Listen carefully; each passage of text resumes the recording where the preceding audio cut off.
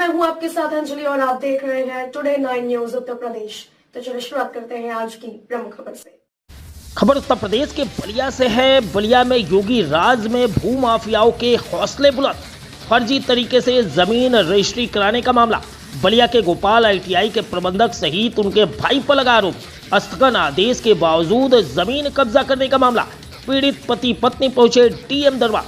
पीड़ित परिवार ने लगाया न्याय की गुहार। मामला बलिया जनपद के सुखपुरा थाना क्षेत्र अंतर्गत जीरा बस्ती गांव से जुड़ा है। रिपोर्ट राजेश में। खबर बलिया के DM कार्यालय से है, जहां पहुंचे पीड़ित राजेश कुमार तिवारी ने बताया कि हमारे ही गांव के धर्मेंद्र तिवारी उर्फ डुलडुल तथा उनके भाई रितेश तिवारी ने फर्जी तरीके से हमारी जमीन रजिस्ट्री करा लिया है, जिसका विरोध करने पर हमारे भाई जो कैंसर पेशेंट है उनको लाठी डंडे से मारा पीटा गया। बताया मैं यहाँ रहता नहीं हूँ, जिसका फायदा उठाकर मेरी जमीन को हड़पना चाहते हैं। वहीं पीड़ित ने बताया कि मेरी पत्नी को फोन कर भद्दी भद्दी गालियां भी दी गई, जिसका साक्ष्य मेरे पास मौजूद है। पीड़ित ने बताया कि गोपाल ITI प्रबंधक डुलडुल तिवारी उनके भाई रितेश तिवारी ऐसी जमीनों को कब्जा कर गाली गलौज के साथ मारपीट करते हैं। मेरी जमीन को भी जबरिया हड़पने का प्रयास किया गया, जिसकी जानकारी थाना चौकी सहित SP को दिया, बावजूद उसके कोई कार्रवाई नहीं की जा सकी। वहीं पीड़ित ने DM बलिया सहित उत्तर प्रदेश के मुख्यमंत्री योगी आदित्यनाथ से न्याय की गुहार लगाई है। मैं सर तेज आवाज में परिचय। मेरा नाम राजेश कुमार तिवारी, मैं जीरा बस्ती का रहने वाला हूँ। वर्तमान में मैं झारखंड रांची में रहता हूँ। क्या समस्या है सर? जीरा बस्ती में पेट्रोल पंप के बाद डेयरी दूध प्लांट के पास मेरी ज़मीन है। वहाँ पे इन्होंने आलोक तिवारी ने फर्जी तरीके से रितेश तिवारी ITI डुल्लू तिवारी के भाई को लिख दिया है, गलत तरीके से फर्जी तरीके से रजिस्ट्री कराई है।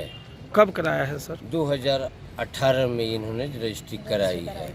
आपको जानकारी कब हुआ? मैं झारखंड से आया, तब हमारे चाचा रामसूरज तिवारी ने बताया कि ये ज़मीन रितेश तिवारी और डुल्लू लोग लिखवा लिए हैं। इन लोगों से की प्रवृत्ति बहुत ही ज़मीन को कब्जा भी कर रहे थे। ये लोग आकर के ज़मीन में मिट्टी विट्टी भरना, ये करना। तो मेरे देवर जो थे वो आए भी रोकने के लिए, लेकिन वो लोग रितेश तिवारी जो है वो मेरे देवर कैंसर पेशेंट हैं, उनको इन्होंने डंडे से पीटा और पीट करके हाथ वाथ सब फाड़ दिया इन्होंने। और उसके बाद बोला कि जाओ जो करना है जो कर लो। शेखपुरा में हम लोग ने आवेदन दिया था। वहाँ पे 100 फिर चला नहीं। हम लोग बोले मारपीट किया, आए दिन धमकी देते रहते हैं। इन लोगों की प्रवृत्ति है, आए दिन ये तमाम 10 लोगों के साथ रितेश और ITI प्रबंधक डुल्डुल तिवारी के भाई रितेश तिवारी, ये लोग आए दिन यहाँ गुंडई करते हैं। आए दिन मैसेज करते हैं पत्नी को, तुम्हारी ज़मीन को लूटे हैं भोसड़ी, क्या कर लोगी, करना है कर लो, बल्कि झारखंड से आके ज़मीन नहीं कब्जा कर पाओगे तो तुम लोग को हम भगा देंगे। आए दिन धमकाते हैं, मारपीट करते हैं, तमाम तरह का। किस टाइप के हैं ये लोग? क्या इन लोगों की मंशा होती है? ये भूम माफिया हैं। आए दिन कहते हैं गुंडई करते हैं।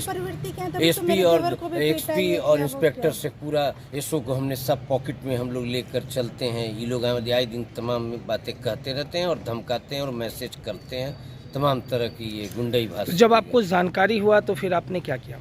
हमने SP साहब को 2018 में, उसके बाद भी लगा कि मुझे याद नहीं है, लिखित में मैंने 2-3 बार SP साहब के यहाँ गुहार लगाया हूँ, अपनी बातों को रखा हूँ और मुझे आज तक नहीं। ये आए दिन ये ट्रैक्टर खड़ा करते हैं, कभी अवैध बालू गिराते हैं, कभी ये PWD एरिया है, आए दिन वहाँ पर दुकान चलाते हैं जो PW उसके अगेंस्ट में भी मैंने SP साहब को आवेदन दिया था। शेखपुरा SO साहब को हमने आवेदन दिया था कि आए दिन एक्सीडेंट होता है, उस पर भी कोई कार्रवाई नहीं हुई आज तक। क्या न्यायालय में भी मामला चल रहा है क्या? न्यायालय में हमने इस पे दीवानी में केस किया, 420 का मेरा मुकदमा है। और मेरे चाचा ने रामसूरज तिवारी ने तहसील से स्थगन आदेश है, इनकी रजिस्ट्री जो है इस पे रोक लगा है। आलोक तिवारी के हिस्से की जमीन निकल रही है। जी मैडम बोलिए, क्या कह रही थी? आलोक तिवारी जो हैं, चचेरे देवर जो भैंसुर हुए, इनके भाई जो हुए, उनके मात्र 70 स्क्वायर फीट ज़मीन निकलती है।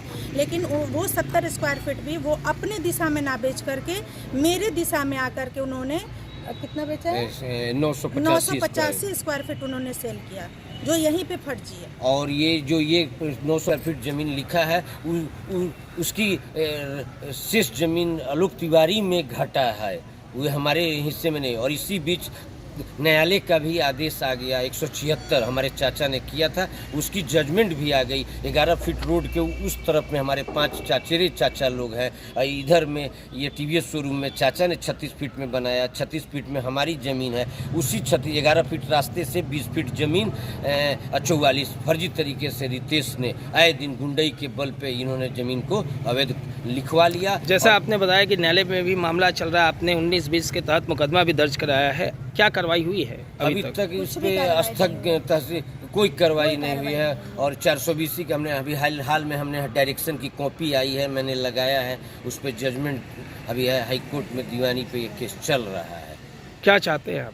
हम अभी पुलिस प्रशासन से ये चाहते हैं, एसओ साहब से यही गुजारिश है, एसपी साहब से, ये आइडेंटिटी और मुझे ज़मीन मुझे पोजीशन दिलाया जाए और ट्रैक्टर वगैरह टाली वगैरह हल वगैरह ना रखें वहाँ।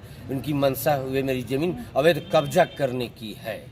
मुख्यमंत्री से किस तरह का न्याय की गुहार लगाना चाहते हैं? में हम तो चाहेंगे कि योगी बाबा के राज में हमने सुना, हम झारखंड में रहते हैं, हमने सुना कि नहीं यहाँ पे भूमाफियाओं को नहीं चल रहा, बुलडोजर चलाते, तो मैं बाबा से सहयोग चाहूँगा अपने यशस्वी मुख्यमंत्री योगी आदित्यनाथ जी से, मेरी ज़मीन कब्जा कराया जाए, वापस दिया जाए। मैं झारखंड में वर्तमान में झारखंड रांची में रहता हूँ। मेरे भाई के साथ इन्होंने मारपीट किया, कैंसर पेशेंट के साथ बहुत ज़बरदस्त 5-10 गुंडों को लाकर मारा गया। मैंने एसओ साहब से पूरा में मैंने आवेदन दिया, उस पर भी कोई कार्रवाई नहीं हुई।